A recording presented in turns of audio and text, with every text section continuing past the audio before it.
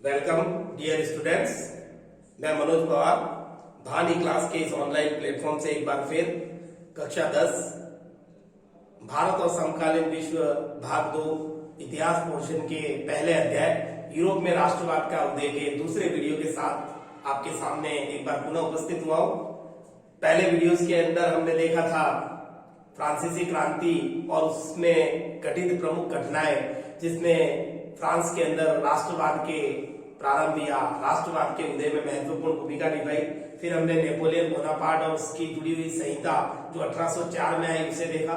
उसके पश्चात हमने देखा कि रूढ़िवादी खेमे ने किस प्रकार से 1815 में वियना शहर के अंदर एक वियना सम्मेलन का आयोजन किया और उसके द्वारा नेपोलियन द्वारा किए गए परिवर्तनों को रद्द करके पुनः पुराने राजवंशों को बहाल किया गया, जिसमें फ्रांस में बुर्बो राजवंश की स्थापना की गई। चलेगा, आज इसी क्रम में हम आगे देखते हैं कि जब रूढ़िवादियों ने इस बात को समझा कि नेपोलियन बोनापार्ट के जो परिवर्तन है वो निश्चित तौर पर बदले जाने चाहिए, लेकिन कुछ महत्वपूर्ण बातें जो उनको अपने राजतंत्र के लिए अनिवार्य लगी, जैसे सेंसरशिप कानून, उसके अलावा 39 राज्यों का जो महासंघ बनाया, जर्मन राज्यों को मिलाकर उसको यथावत रखा। देखिएगा, इसके बाद हम देखते हैं कि 1815 के बाद धीरे धीरे संपूर्ण यूरोप में रूढ़िवादियों की स्थिति बहुत अधिक मजबूत होती चली गई और रूढ़िवादियों की जो निरंकुशता वाली जो व्यवस्था थी उसके विरुद्ध उदारवादी, मैंने पहले ही क्लियर कर दिया था, उदारवादी कह दो, मध्यम वर्ग कह दो, शिक्षित और धनिक लोग कह दो, एक ही चीज है। तो उन लोगों ने धीरे धीरे रूढ़िवादियों के विरुद्ध आवाज उठाना प्रारंभ किया और यहाँ राष्ट्रवाद और उदारवाद एक दूसरे के पर्याय बन जाते हैं। फिर धीरे धीरे यूरोप में क्रांति का युग प्रारंभ होता है और जिसका समय रहता है 1830 से लगाकर 1848 के मध्य का, यानी ये समय क्रांति का युग कहलाता है यूरोप के अंदर। देखिएगा, इस समय में क्या होता है कि जो रूढ़िवादी खेमा है, रूढ़िवादी खेमा जो अस्तित्व में कब आता है, पुनः 1815 में। वाटरलू युद्ध और वियना सम्मेलन सब कुछ 1815। तो नेपोलियन के जाने के पश्चात पुनः रूढ़िवादी खेमा मजबूती में आना प्रारंभ कर देता है और उसकी निरंकुश बढ़ती हुई ताकत को देखकर उदारवादी राष्ट्रवादी उसके विरुद्ध में क्रांति का सूत्रपात करते हैं और इस बार उदारवादियों का या क्रांतिकारियों का नेतृत्व कर रहे हैं मध्यम वर्ग के लोग जो पढ़े लिखे भी हैं और पैसे वाले लोग भी हैं। उनके द्वारा सर्वप्रथम फ्रांस में क्रांति की जाती है और फ्रांस में ये क्रांति होती है जुलाई 1930 के अंदर, जुलाई 1930। और इस प्रकार जो व्यवस्था रूढ़िवादियों द्वारा स्थापित की गई थी, यानी कि पुराना जो बुर्बो राजवंश पुनः स्थापित किया गया था। देखो, बुर्बो राजवंश को हमने 9th क्लास में देखा है। लुई 16 बुर्बो राजवंश से संबंधित व्यक्ति था और इसी बुर्बो राजवंश को पुनः स्थापित कर दिया रूढ़िवादियों ने 1815 के बाद में। तो इस बुर्बो राजवंश को क्रांतिकारियों ने पुनः उखाड़ कर फेंक दिया और उसकी जगह पर एक नए प्रकार के राजतंत्र की स्थापना की जाती है, जिसे हम संवैधानिक राजतंत्र कहते हैं। संवैधानिक राजतंत्र, और गद्दी पर बिठाया जाता है लुई फिलिप को। किसको बिठाते हैं? लुई फिलिप को संवैधानिक राजतंत्र के तहत। और इसी क्रम में जो ड्यूक मैटरनिक है, जिन्होंने वियना सम्मेलन की अध्यक्षता की थी, जो कि ऑस्ट्रिया के चांसलर है, उन्होंने इसी क्रम में क्या कहा कि फ्रांस में जब भी कोई घटना घटित होती है तो उसका प्रभाव पूरे यूरोप पर देखने को मिलता है। और इसी क्रम में ड्यूक मैटरनिक जो ऑस्ट्रिया के चांसलर थे और जिन्होंने वियना सम्मेलन की अध्यक्षता की थी, ड्यूक मैटरनिक ने क्या कहा इस घटना के संदर्भ में? मैटरनिक कहते हैं कि जब फ्रांस चीखता है, फ्रांस जब चीखता है तो पूरे यूरोप को क्या हो जाता है? सर्दी जुकाम हो जाता है। यानी कि फ्रांस की चीख से पूरे यूरोप को सर्दी जुकाम हो जाता है, ऐसा कहा है ड्यूक मैटरनिक ने। किस घटना के संदर्भ में? जब संवैधानिक राजतंत्र की स्थापना और लुई फिलिप को गद्दी पर बिठा दिया जाता है। इसी क्रम में एक घटना होती है ब्रसेल्स के अंदर। ब्रसेल्स में क्या होता है? ब्रसेल्स में भी इस प्रकार का एक विद्रोह होता है और उसी विद्रोह के फलस्वरूप ब्रसेल्स जो है वो यूनाइटेड किंगडम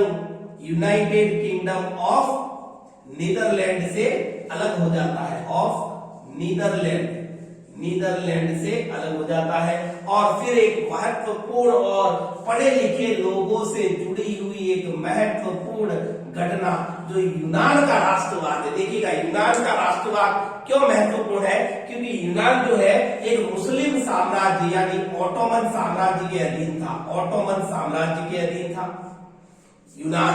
और 1821 से ही यहाँ ऑटोमन साम्राज्य के विरुद्ध विरोध के स्वर उठने लगे थे। 1821 से आरंभ हो जाते हैं और ऐसे राष्ट्रवादी लोग जिनको ऑटोमन साम्राज्य ने निष्कासित कर दिया था, उन्हें कई लोगों का समर्थन मिलता है, साथ ही साथ कई यूरोपीय शक्तियां भी उनको समर्थन देती है। ऐसे ही एक अंग्रेज कवि है जिनका नाम है लॉर्ड बायरन।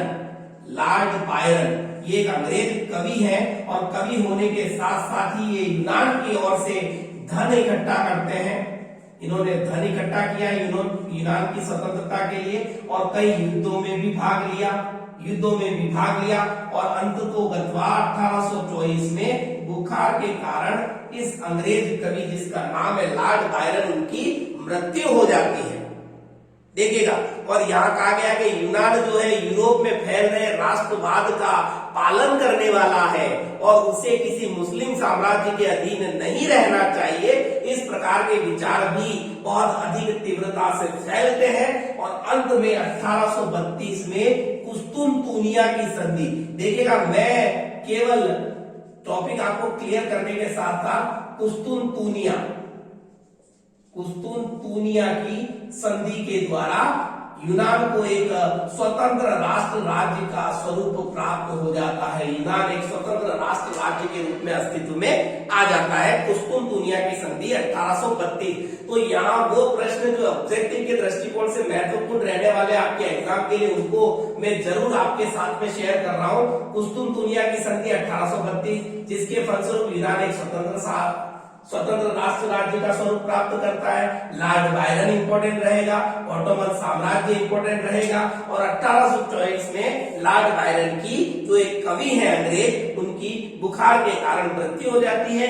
यूनान की स्वतंत्रता के लिए उन्होंने धन इकट्ठा किया और साथ ही साथ उन्होंने कई युद्धों में भी भाग लिया। चलिएगा, आगे बात करते हैं कि ये जो यूरोप में राष्ट्रवाद फैला, उसके पीछे केवल क्रांति का हाथ रहा, ये कहना सर्वथा अनुचित रहेगा, क्योंकि यहाँ भाषा, साहित्य, संस्कृति और कला ने भी महत्वपूर्ण भूमिका निभाई है। जैसा कि हम उदाहरण से समझते हैं, रूस के नियंत्रण में आने के बाद पोलैंड में क्या था? रूस का नियंत्रण, और रूस का नियंत्रण होने के कारण रूस ने अपनी भाषा उन पर थोपने का प्रयास किया और पोलैंड की आधिकारिक जो भाषा थी वो थी पोलिश भाषा। इस भाषा को पूरी तरह से रूसी साम्राज्य ने नकारा, लेकिन पोलैंड के जो पादरी हैं, धर्म से जुड़े हुए लोग हैं, उन्होंने रूसी भाषा के प्रचार प्रसार से मना कर दिया, तो उनको निष्कासित कर दिया जाता है। लेकिन लोग अपनी भाषा और संस्कृति के साथ जुड़े रहते हैं। ये भी कहीं न कहीं राष्ट्रवाद का ही एक स्वरूप हमको देखने के लिए मिलता है। सिर्फ क्रांति नहीं है, भाषा, संस्कृति, कला का भी महत्वपूर्ण योगदान रहा है राष्ट्रवाद के विकास के लिए। चलिएगा, फिर बात करेंगे हम जन विद्रोह की। देखिएगा, जन विद्रोह यूरोप में आम लोगों द्वारा विद्रोह किया जाता है, जन विद्रोह। और किस क्रम में होता है ये जन विद्रोह? क्योंकि देखिएगा, आम लोगों की सबसे बड़ी समस्या थी भूख, गरीबी और बेरोजगारी। देखिएगा, और इसी के कारण इन लोगों ने जन विद्रोह किया। देखिएगा, भूख, गरीबी और बेरोजगारी बढ़ने का सबसे बड़ा कारण था जनसंख्या वृद्धि। और जनसंख्या वृद्धि, गांवों में जब लोगों की संख्या बढ़ने लगी तो वो नए रोजगार की तलाश में कहां पहुंच गए? शहरों में। इसी क्रम से समझिएगा, जनसंख्या वृद्धि हुई तो लोग शहरों में गए, तो शहरों में भीड़ भाड़ बढ़ गई और भीड़ भाड़ बढ़ी, लोग जो शहरों में आए उन्हें उचित अवसर नहीं मिलते हैं रोजगार के, तो वो गरीबी की अवस्था में आ जाते हैं। कैसी अवस्था में आ जाते हैं? गरीबी की अवस्था में आ जाते हैं। वैसे देखें तो औद्योगिकरण की शुरुआत हो चुकी थी, लेकिन अभी भी अधिकांश जो उत्पादन होता था वो घरों से होता था। कहां से होता था? घरों से, यानी कि मशीनों से उत्पादन अभी भी कैसा होता है? कम हो रहा था। कैसा उत्पादन हो रहा था? कम उत्पादन हो रहा था। गांवों में कुलीन वर्ग का अभी भी वर्चस्व कायम था, कुलीन वर्ग का दबदबा अभी भी सत्ता में पहले की बात ही कायम था। फिर देखिएगा गांवों में फसल कई बार खराब हो जाती है, फसल खराब होने से क्या होगा, फसल खराब होगी, उत्पादन कम होगा, लोगों की आय घटेगी और गरीबी बढ़ेगी, बेरोजगारी बढ़ेगी, जनसंख्या तो पहले ही बढ़ रही। ये वो सारे कारण थे जिससे आम लोग जो है उनमें भी विद्रोह के भाव पैदा होते हैं। और इसकी सबसे महत्वपूर्ण परिणति हम देखते हैं 1848 के अंदर। देखिएगा मैंने पहले बता दिया था आपको कि लुई फिलिप अब लोग एक नए शासक के रूप में उभर कर आते हैं, फ्रांस में संवैधानिक राजतंत्र के मुखिया बनकर के उभरते हैं। लेकिन 1848 में ये सारे कारण एकजुट हो जाते हैं और लोग किस किस चीज से परेशान है, बेरोजगारी से परेशान है, प्लस लोगों के पास खाने पीने की कमी है, खाने पीने की कमी। वर्ष कौन सा है, वर्ष है 1848 का। खाने पीने की कमी है तो सारे बेरोजगार लोग, जो गरीब लोग हैं, जो अभावों से ग्रस्त है, ऐसे सारे लोग इकट्ठा हो जाते हैं और पेरिस में सड़कों पर उतर जाते हैं। पेरिस में सड़कों पर उतरकर प्रदर्शन करते हैं और उनका प्रदर्शन इतना आक्रामक होता है कि लुई फिलिप जो अभी फ्रांस का क्या है, शासक है संवैधानिक राजतंत्र का, लुई फिलिप को भागना पड़ता है, वो अपनी गद्दी छोड़कर भाग जाता है। फिर वहीं पर इन सभी लोगों ने, आम लोगों ने मिलकर के राष्ट्रीय सभा, जिसको हम कहते हैं अंग्रेजी में नेशनल असेंबली, नेशनल असेंबली बनाई जाती है और नेशनल असेंबली द्वारा सभी वयस्क पुरुषों को, यानी 21 वर्ष से अधिक के सभी पुरुष, महिलाएं नहीं है यहाँ पर, सभी पुरुषों को मत देने का अधिकार दिया जाता है, मताधिकार। साथ ही साथ लोगों को क्या दिया जाता है, काम के अधिकार की गारंटी, काम के अधिकार की गारंटी दी जाती है। और उसी के साथ साथ राष्ट्रीय कारखानों की स्थापना, राष्ट्रीय कारखानों की स्थापना, ताकि हर व्यक्ति को उचित काम मिल सके।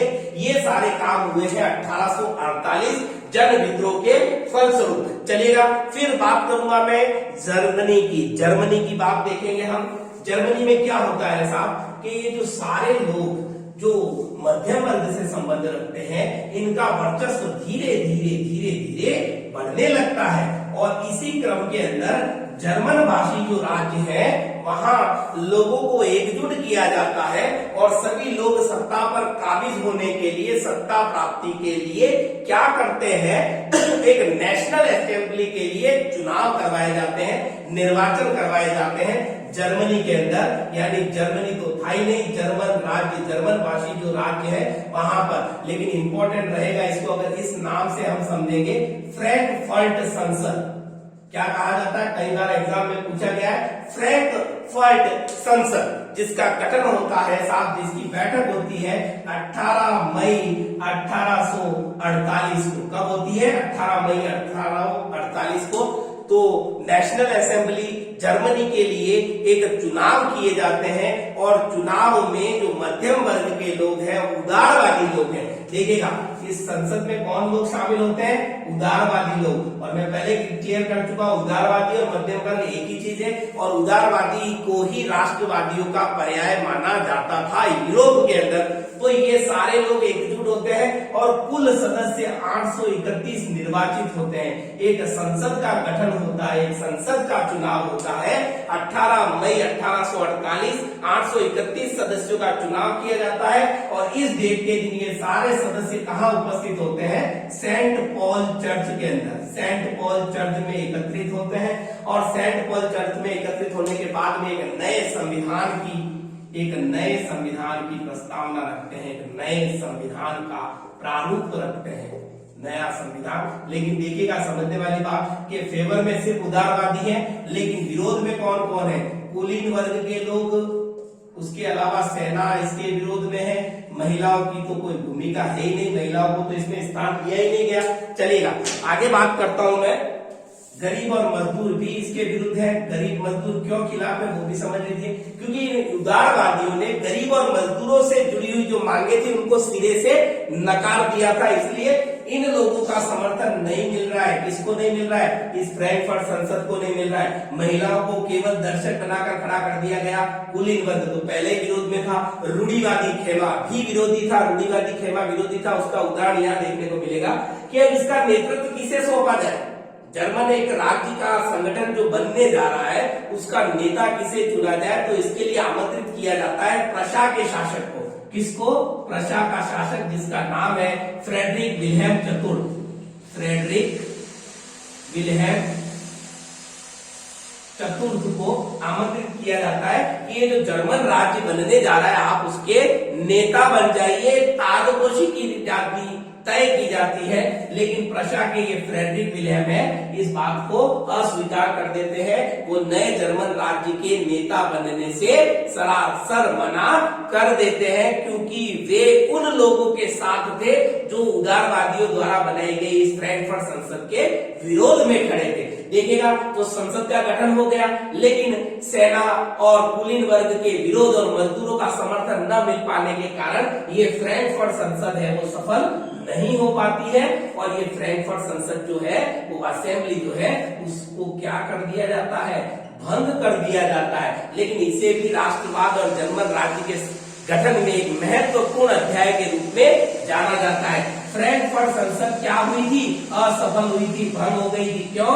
क्योंकि कुलीन वर्ग, सेना, महिला और गरीब मजदूरों का इसे समर्थन नहीं मिला और कुलीन वर्ग व सेना का विरोध और सेना के बल प्रयोग और सेना के प्रभाव के कारण इसे भंग कर दिया जाता है। महिलाओं को केवल सेंट पॉल चर्च में जब ये फ्रैंकफर्ट संसद लगती है तो दर्शक दीर्घा में खड़ा रखा जाता है। चलेगा तो आज के इस वीडियो में छोटे छोटे वीडियो लेकर के आऊंगा ताकि आपको समझने में इजी रहेगा। अगला जो वीडियो लेकर के आऊंगा उसमें 3 महत्वपूर्ण टॉपिक जिस पार्ट से संबंधित है उसमें अपना ये चैप्टर हमारा क्लोज हो जाएगा, खत्म हो जाएगा।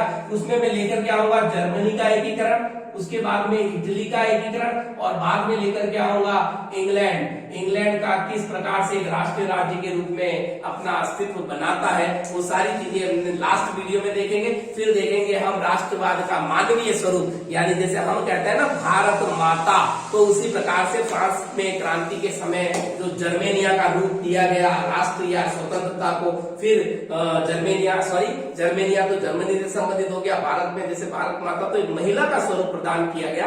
तो वो सारी चीजें भी हम देखेंगे कि किस प्रकार से मानवीयकरण किया गया स्वतंत्रता का और राष्ट्रवाद का। तो आज के इस वीडियो में इतना ही। रिकॉल करते रहिएगा और इस वीडियो को देखने के बाद में अपने मित्रों के साथ में शेयर करना बिल्कुल नहीं भूलेंगे। आप लोग शेयर करेंगे, ज्यादा से ज्यादा लाइक कीजिए और मेरे चैनल को सब्सक्राइब कीजिए। मैं ऐसे ही अच्छे मजेदार वीडियो आप लोगों के लिए लेकर आता रहूंगा, छोटे छोटे वीडियो, ताकि इजी वे में हमें समझ में आ जाए। तो मैं मनोज पवार आपसे आज्ञा चाहूंगा, इजाजत चाहूंगा। धन्यवाद, थैंक यू।